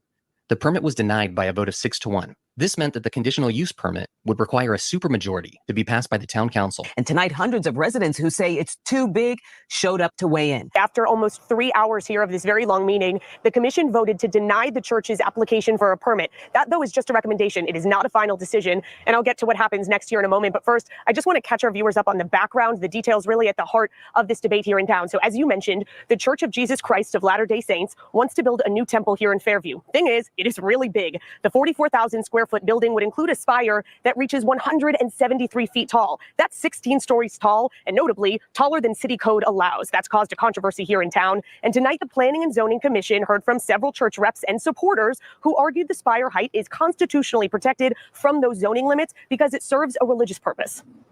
The building is constructed to reflect each of the members' faith. The spire means hope in Jesus Christ. It means we can overcome adversity in our lives. But a slew of residents here, as you might imagine, disagree. They said the church is welcome here in town, but just not at that height. They called it unneighborly, obtrusive, disrespectful, and they told the commission they moved here for the small town residential country feel. Why? Why is the largest temple in Texas being shoehorned into a residential area in Fairview, Texas? We warmly welcome the LDS Temple to our great town, Fairview, but only if they follow the current zoning regulations. And so again, the commission denied that permit here tonight after discussing how basically there are other churches, other temples in the area that have exceeded city code height restrictions, just not to quite that extent. But as I mentioned, this is a recommendation. It is not the final step in this fight, if you will. Next, City Council will take up this issue. On June 4th, a town council meeting was scheduled to vote on the Mormon Church's conditional use permit. The church had encouraged members in and around Fairview to attend the meeting to support the church and make their presence felt. Thousands were expected to be there. Well, tonight they are expecting a huge crowd at Fairview's town council meeting. People for and against a controversial plan to build a temple in that small town. The plan calls for a huge campus with a spire that is 16 stories tall. That's bigger than any other structure in town. Now, this meeting starts in about an hour and a half, expecting, as you said, a lot of people to show up. This is a big decision tonight for the town of Fairview. Will it allow the Church of Jesus Christ Latter-day Saints to build this temple to their standards? Tonight, we're expecting thousands of people to show up. The city has organized special security. They opened up public comment based on a ticketing system, and we're hearing those spots filled up within 2 minutes. One of the things that they don't want to do is they don't want to set a precedent by changing. One of the things we don't want to do is set a precedent by allowing it. But earlier in the day, LDS lawyers met privately with town council members to request a continuance. After securing a promise of a continuance, the church told their members to, and I quote, stand down, and encourage them not to attend the council meeting. Still, as you mentioned, we've been here since 7:30, and still tonight, the council is debating how they want to vote on this proposed church, this temple, even if they want to vote tonight. And really, this proposed temple, it has awakened the residents of this small town. Dozens of residents told city council tonight a temple that tall is unneighborly, obtrusive, and disrespectful. They said restrictions are written into city code, height restrictions, for a reason, to keep the peace and charm of Fairview's country feel. Why is the largest temple in Texas being shoehorned into a residential area of Fairview? It is too big. If they want to build the temple, it needs to be considerably smaller. Myself and my family are not against your religious beliefs. We are against your lack of respect for the city of Fairview, their zoning and planning regulations and laws. But the church and its supporters have argued that the spire height is constitutionally protected from zoning limits because it serves a religious purpose. Many members of the church spoke tonight about the importance of the temple's size and begged council to consider their size. We have no intentions to be unneighborly, and I'm sorry you are feeling like we have been bullies. We're standing up for ourselves because we need a temple in Fairview. Fairview needs this temple. And the size of the building is important in terms of our religious service, in terms of our worship there. That right now, council is deciding not only how they're going to vote, but whether they're going to vote. Earlier today, we expected they would have a decision tonight, but the mayor spoke in the last several minutes, and he said he does want to consider talking and working with the church. He said the proposal is just too big for their ordinances, for the zoning, but particularly given the legal issues at play, he wants to try to work with the church. At the end of the meeting, the town council approved the continuance. They gave the Mormon Church a 2-month continuance to allow them time to make modifications to their building plan and re-present prior to the conditional use permit being voted on. On July 11th, representatives from the church met with the mayor of Fairview, Mayor Lesnar. The church made 2 concessions. Today, church officials met with town officials, the mayor pro tem, the city attorney, and the town manager to talk about the temple. And the church put out a statement saying they had made some significant concessions. What were those concessions, Landon? Wow, these are exciting concessions they've made. They've agreed to lower the steeple from 173 feet. They've agreed to lower it 15 feet. Oh. And they said they would change the name. We don't know what they're going to change the name to, but that's what they proposed. Of course, they were told they had to be down around 40 feet with the temple height, with a steeple around 56, 60 feet, somewhere in that area. Nowhere close. They just seem to be wasting everyone's time. A whole month has gone by, and this is what they came back with. Fairview declined the church's offer, as it didn't come anywhere close to meeting the residential zoning regulations. And that brings us to now. Tonight, thousands are expected to pack a Fairview City Hall meeting as they discuss a proposal to build a Church of Jesus Christ of Latter-day Saints temple right in the city. The Fairview Town Council will decide if it will grant a conditional use permit to the church for the construction. The turnout is expected to be so large that the meeting is ticketed and will be held at an event venue. So we're going to start this off. The first item we have is a public hearing and related to the proposed LDS Temple on Stacy Road. And I'm going to turn it over to Israel to introduce it. All right, Mayor, Council, this is a continuation of the public hearing that was first started back in June. And as just for a refresher, this is a request for approval of a conditional use permit for a religious facility. It's a little over 8-acre site located on the north side of Stacy, west of meandering the zone for an RE1 1-acre age state district. Again, this is the continuation that we first started that public hearing back in June. Just as a reminder, this request features the proposed construction of a ceremonial temple building that consists of about 45,000 square feet, a 65-foot tall building, and a spire that tips out at 173 feet tall. Just kind of update you, nothing's really changed on those plans since we've met previously. Just kind of update you where we are on the public input portion of this. So we've received well over 15,000 pieces of correspondence over the life of this application.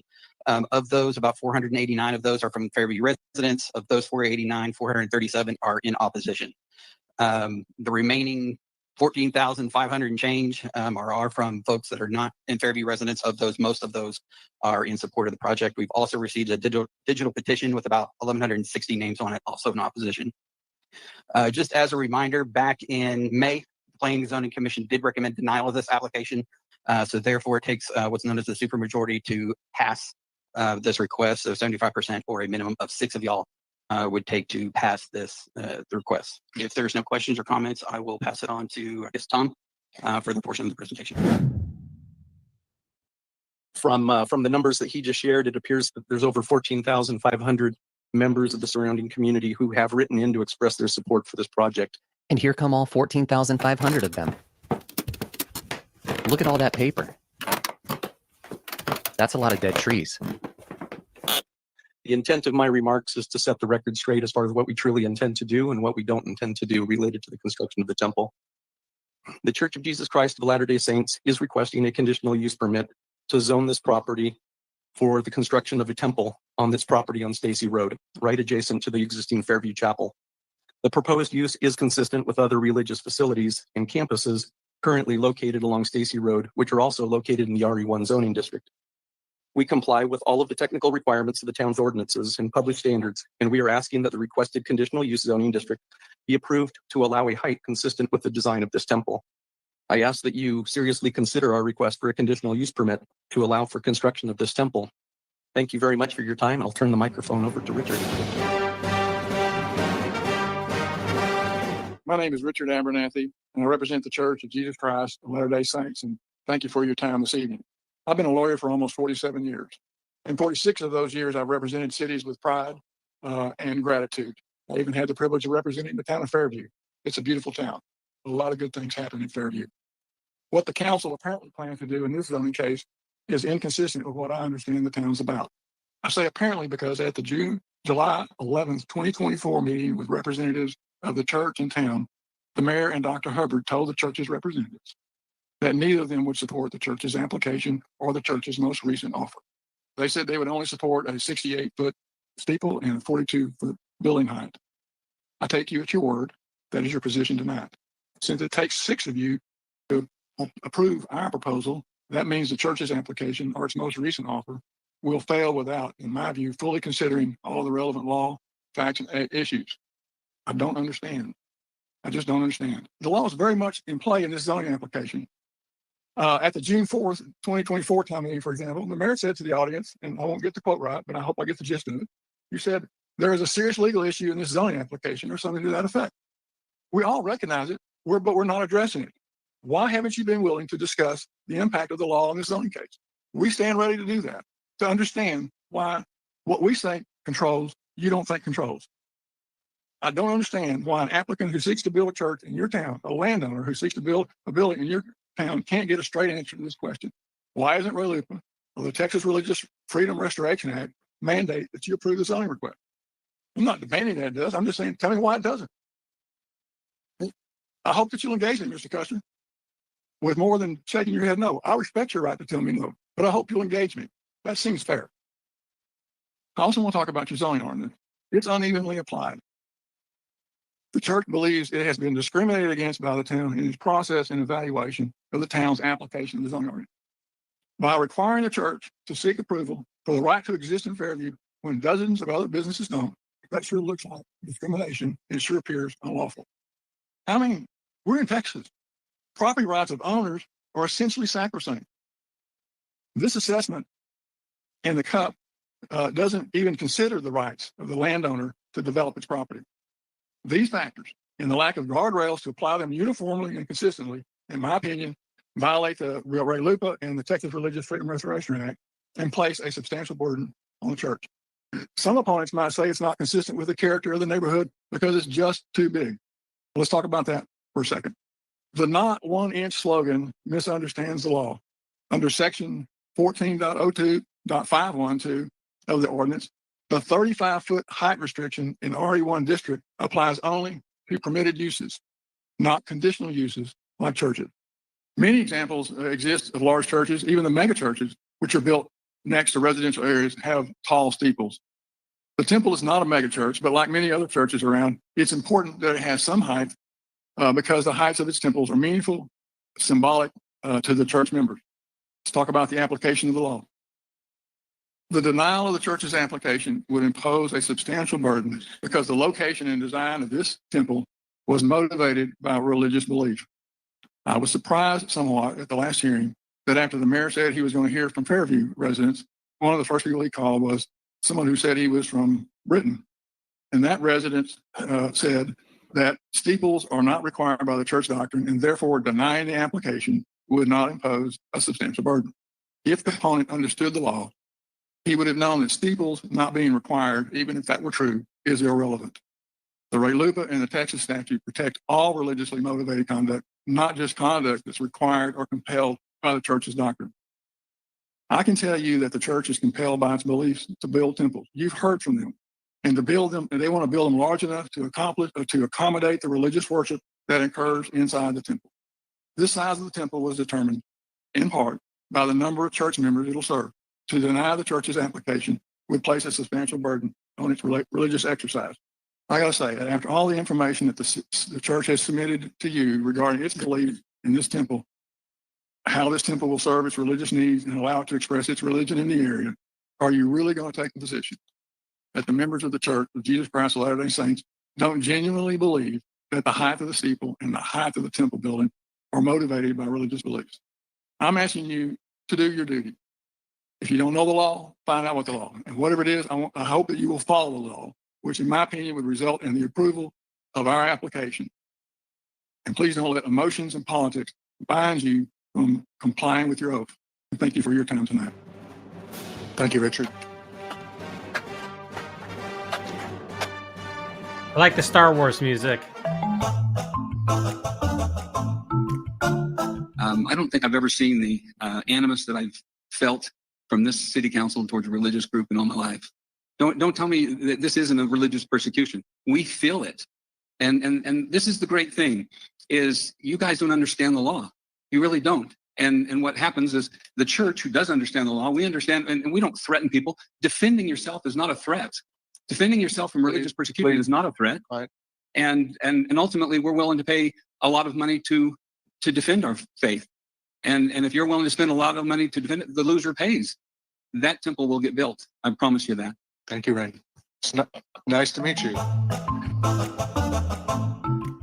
In the last Nice meeting, to meet a couple you. of people tried to explain that steeples are not required by the church's beliefs. They pointed to the fact that some of the church's temples do not have steeples. This is true. Nothing in the church's beliefs require a steeple. I grew up in Boston, Massachusetts, and in 1995, leaders of the Church of Jesus Christ of Latter-day Saints announced plans to construct a temple in Belmont, a Boston suburban community. The proposed temple complied with Belmont town bylaws, except for the height of the steeple. Vocal opponents to the temple living in a nearby neighborhood contended that the steeple was not necessary for worship and should not be allowed to exceed zoning law. Ultimately, the dispute went to court, and then October of 2000, the temple was completed and dedicated without a steeple while waiting for resolution on the case. A few months later, my husband and I were married in that temple without a steeple. Now, did the missing steeple prevent us from being married? No. But did it diminish our religious experience? Absolutely. Spires, steeples, towers, minarets. Across religious denominations, the upward reach of these features on religious buildings symbolizes human aspiration to connect with God and offers a visual beacon of light and hope. Several members of this council probably worship in buildings adorned by similar features. Could I tell you that your religious symbols are unimportant to your worship experience? Religious symbols and architecture matter. I keep hearing spires, steeples, da-da-da. We're not against it. You act like we don't want spires or we don't want a temple or we don't want, it's the size. You just don't understand that it's the size. I go to church. I want y'all to go to church or go to temple or go to wherever you want to go. But all we're doing is saying we've got guidelines on structures of how you can build them. And that's all we're saying here. So where's the question? You said you had a question for me. No, y'all weren't talking about the size or anything like that. You're talking about a spire. It didn't have one. Now it has one. That has nothing to do with us because you can build a spire on top of the right size building. As a resident and taxpayer, I have growing concerns regarding the financial implications for the town of Fairview if the temple proposal does not receive approval. It is evident that the church has the full legal backing of state and federal religious freedom laws to construct their building. In previous hearings, people have urged the church to comply with the law. The town must also comply with the law, and these religious freedom statutes are, in fact, the law of the land. The town has not presented any substantial or reasonable concern that would legitimately prevent the church from moving forward with its plans. The church should not have to resort to courts to secure their rights under state and federal laws. If the matter does end up in court, I believe it is likely that the church will prevail, and presumably the town of Fairview will be obligated to cover the church's legal costs in addition to its own, which could significantly hinder the town's ability to address its real priorities. All over a house of worship and its steeple that are barely visible or entirely cloaked from surrounding neighborhoods by tree lines, as is already demonstrated this evening. You might say the church should not file such a lawsuit, that it would be unneighborly and the church is using these laws to bully the town. But if the church is right about what these laws require, and I believe it is, why shouldn't the church rely on them? Why would the town expect the church to ignore its rights under these laws? I urge the council to carefully consider the long-term financial repercussions of their decision regarding the temple proposal. Let us avoid any unnecessary legal battles and focus our efforts and resources on the pressing needs of our community by approving this house of worship. So I would encourage you to go, what I said, walk over there and look at twice that building size. You're doing exactly what we talked about. You want to impose your will using federal law on a community that vast majority says that building should not be built there. That is not right. That size building. That is just wrong. I have huge sympathy for those who will live close to the temple and are trying to understand why. I appreciate those who are really trying to understand that and would like to add a key to understanding if information is a reliable source. In 2018, President Russell M. Nelson, the church president, asked everybody who was a member to cease using the nickname Mormon. To remove the Lord's name from the Lord's church is a major victory for Satan. If you are using a source that is branded with Mormon or something like that, it's not reliable. Please talk to us local members. Thank you so much. Thank you, Jason. Got to jump in on that one. I've got to jump in on that one. What does that have to do with anything, man? Come on. The war on the word Mormon? Please, come on, bro. You can't bring that up.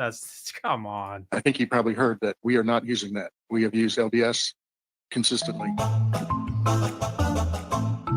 During my high school years, whenever I was tempted to accept drugs from my friends, watch pornography, or cheat on my exams, often images or memories of the sacred temple would fill my mind and give me the courage to do the right thing. I wanted to get up here first. I didn't sign up because I didn't know if I can control my emotions, to be honest. It's kind of like Mayor, someone coming and attacking you about one of your kids or something like that. That's how personal my religion is to me. There shouldn't be contention. I hope every time you guys drive past the temple, when it's there, you think of Jesus Christ. My son got up here one of the very first time of the meeting, talked about my wife, how she has a phobia of driving on the freeway. She can't drive down to the temple. She map quests everything out over to Preston Road to drive clear down to Dallas. It takes her an hour and 15 minutes to get down there to worship. But that's the kind of dedication and love we have for our Savior Jesus Christ. And I understand some people might not understand, or they take things out of context, or you think certain things are funny. You don't understand that can be hurtful because that's personal, like with our kids. And if you guys don't have a full understanding, or Larry, you totally understand the law of certain things, how can you be a judge to make a certain decision? I think this is going to be the most beautiful building in Fairview. Thank you. You got to be kidding me. Your wife has a phobia of driving. Therefore, we get to break all of the city ordinances by building a giant building. Call her an Uber. That's just pro tip there. Just call her an Uber. It's only 27 miles. Thank you, sir. As a member of the Allen City Council for nearly 10 years, I also realized that the authority of the council extends to the borders of the city for greater or lesser reasons. And what happens is that I saw this, psychologists call it a God complex, that after a while being on an elected official, you begin to think you know things. You think you know more than other people. You think you know more than the citizens. You think you know more than others. And so to be an elected official to begin with takes a lot of ego to be certain. What? I know. I have a bit of that myself. And I feared for that. So I set myself a term limit and I said, I want to be off after I've done these things and move on in my life. And there is an authority above your city council, state law. Larry doesn't understand it. He should get more education on it. There's federal law. Your ordinances do not supersede state or federal law. And I wouldn't want anybody to feel like the will of the people, if it were wrong, should supersede federal or state law either. And I do believe in higher authority, and I know that in the end, they win. Thank you. He's bearing his testimony at the end of this. Yes, obviously there's higher laws than a city council. This is not a way to win friends and influence people. Just get out there and insult your way to the top. I don't think that's going to work out very well for you to literally insult the council members. We've had term limits long before Alan did. I am a college student and I am currently up at BYU. And there are so many temples there. And I know that is so different from here in Texas, where there are 6, with a 7th being built in Fort Worth. And it is incredible. Okay? And I know that you guys don't understand how important this is to us. And this is not just about some steeple. This temple was not just designed by our church leaders in Salt Lake, as you have previously mentioned. This temple was designed and has been located here in Fairview by God.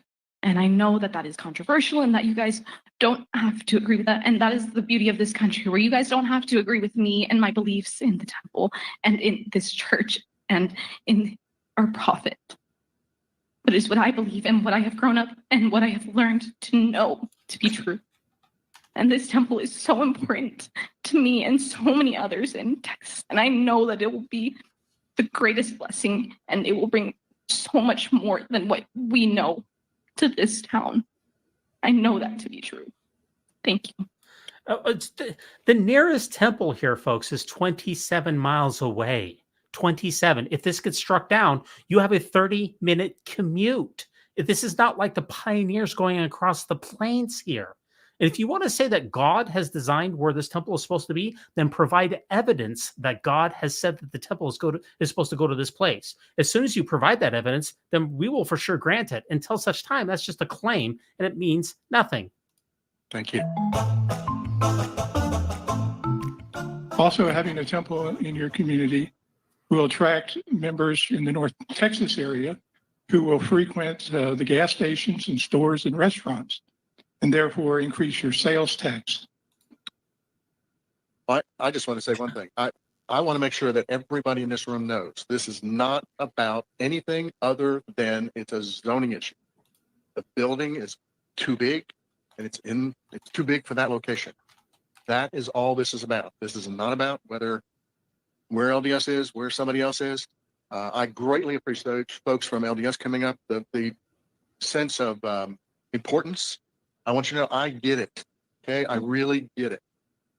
But we also have, and I know about the laws, but we also have a need in our community to represent our community and to do what is best for our community and follow our laws. Ordinances are laws. That's like the Methodist Church you've heard about. It was never put into an ordinance, never. So it doesn't count. It's not a law. Now, I'm not an attorney, and that could go before a court someday, maybe, and I guess it will.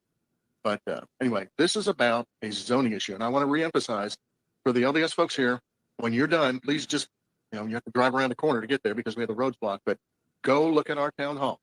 It's that high, and it's twice that big with a big spire on top. It is a gigantic building in a residential area. I know people are questioning that. All around there is residential, and it's zone residential. So this is about that issue, nothing else. I certainly don't appreciate the being bullied in my town. I do appreciate all the incredible testimony from the members of the church. I certainly really liked that. I learned quite a bit from all of you tonight, and I really respect that. I think we all said here that it's not about having or not having the temple. It's about having a structure or a temple that can also fit within our community. I'd love to have a temple here. We already have the church here. And I would want nothing more than a temple that would bring even more great people like you all are to this town. But like somebody said, we're all equals. And I believe that the church should be equal as well. To just tell us that the building height should be what we want it to be, or else we'll settle this in federal court. I don't think that's being equal. I don't think that's being understanding. And I certainly don't think that's being neighborly. If you want to have a steeple, you should have a steeple. But once again, within the scales of what we, the town, believe fits into our community as well. That's working in harmony. That's that's acceptance, and that's collaboration, and that's also being neighborly. And we will welcome the temple in our town as long as we can reach that agreement. These council members, that their patience is like Job here, that they've been inundated and literally their town has practically been taken over by tens of thousands of members of the Church of Jesus Christ of Latter-day Saints who come in there. And he said they literally bully him, bear their testimony about how they just don't understand how God works. And if they just knew the plan of salvation, that they would be able to approve the temple. And they have people crying in their faces over and over again. Not one of them has like broken character or been short with anyone or snapped. I wouldn't have that kind of patience. When these council members have done their research, the mayor is a tough cookie, but he tells the truth and he does it with a fair amount of compassion. He's pretty fair-minded. I see absolutely nothing wrong with what these council members have done. Well, one step of the way. I see the church lawyers, the engineers, and the members as absolute peak cringe. This is unbelievable. This is just crazy. I'm particularly impressed with the conviction that the LDS folks had for their faith. It was just totally impressive to me. I wish I had half the conviction that some of the folks that got up and spoke said. Having said that, it is a zoning issue. The Fairview residents who I represent and have an obligation to listen to want the temple built, but they want it built in accordance with our ordinances. We gave you 2 months ago, we gave you a template to go back and work from, 42 feet on the building and 68 feet on the steeple. I did not hear any movement towards that tonight. So I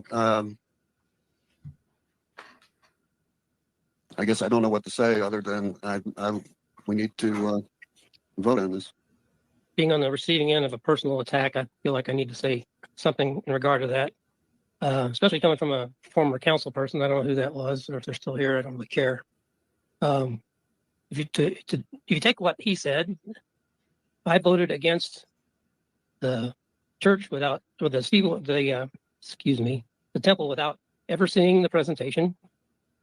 Last meeting, I was going to vote against it out of total ignorance, and that's just not true. Maybe they do things different in other councils and other towns. I'd seen the presentation. We all had. The vote was not to deny or approve the presentation, the request. It was to give an extension of 2 months, which was asked for by the LDS. And my reason for voting against it was I didn't believe there would be any change in what they presented. So I guess I was right. So let me just say this. I think we would be happy to have the temple if you can compromise on the building height and the size of the building.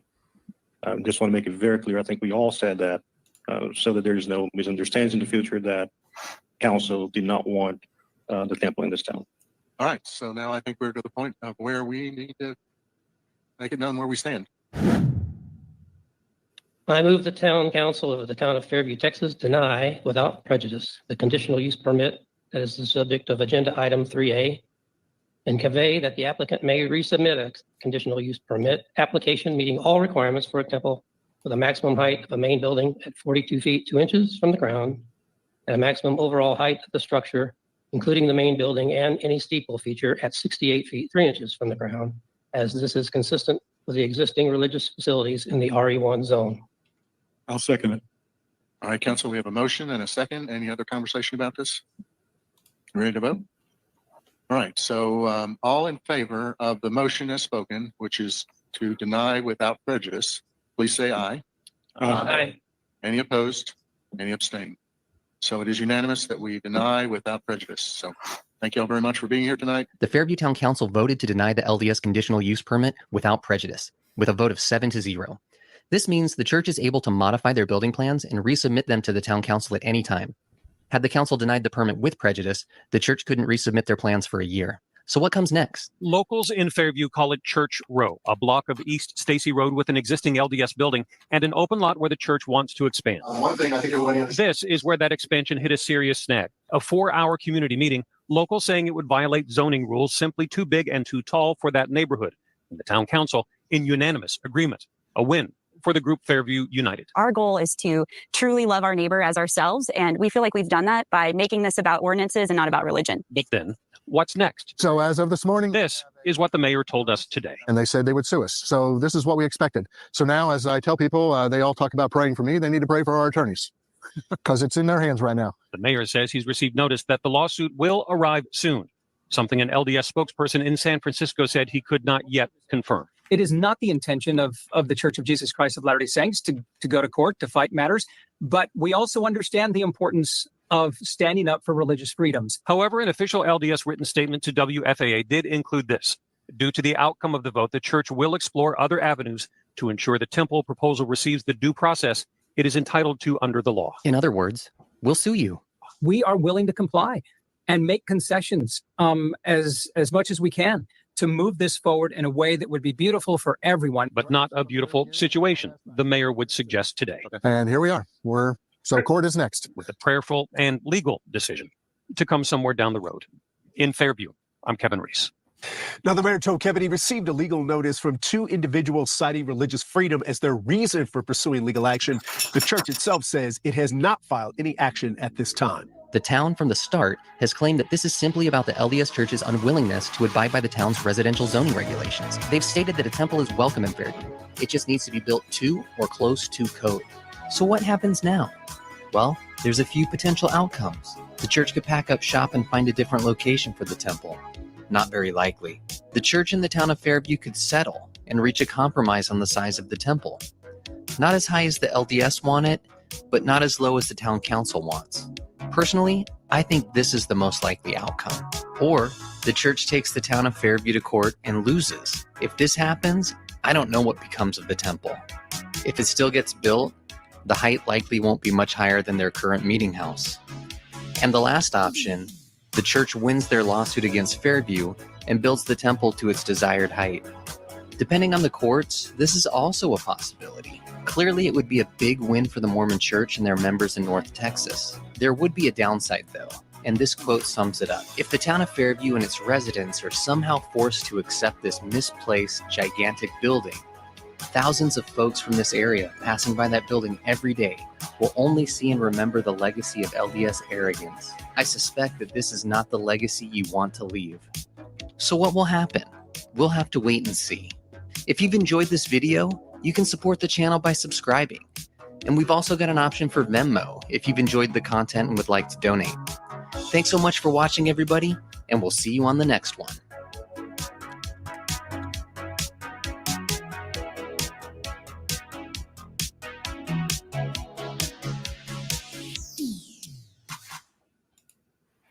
Well, it's definitely, we're wrapping things up here. Just a couple of last thoughts. I want to thank Sheena so much for coming on. Really appreciate it. Sheena, that was very gracious of you. For all of you out there, please go over to Sheena Peterson on YouTube, subscribe to her channel. She has like 400 subscriptions. If everyone over here who listens to this, which will probably be 1,000 or 2,000 total listens, if everyone goes over there, she'll be literally monetized overnight. So go over to Sheena Peterson, please subscribe. I've listened to a bunch of her content. It's very interesting stuff. She's got a lot of good perspectives, so please support her. And Coach, once again, if Coach and I ever have a falling out, I'm going to tell you why my entire channel will be brought to its knees. All my content will just be copyright strikes. So I just want to say, Coach, how much I love and appreciate you, and that I want to be best friends forever, BFFs forever, buddy. I want to make sure that that's out there because no, seriously, excellent take, Coach, on the Fairview Temple. That was a great sum up. A couple things I learned. Obviously, I follow this pretty carefully. I learned a couple things, especially about the engineer and a couple of other things that I wasn't tracking very well. Absolutely excellent summary. Go over to the Cultural Hall on YouTube, search for Mormon Cultural Hall parodies, and that's going to bring you to the right one because there is another Cultural Hall YouTube channel, and you want to make sure you get to the right one. I want to thank all of you out there. Thanks so much for watching the Mormon News Roundup. I really appreciate that. Please like and subscribe. And also, if you could leave a donation, I'd really appreciate that. We put a lot of time into these broadcasts. It really is a time-intensive effort. I got a lot of good content that is coming down the road. I need some support along the way. I normally don't talk about it that much, but it would be greatly appreciated. Always think celestial. And remember that no one hallowed hand can stop this podcast from progressing.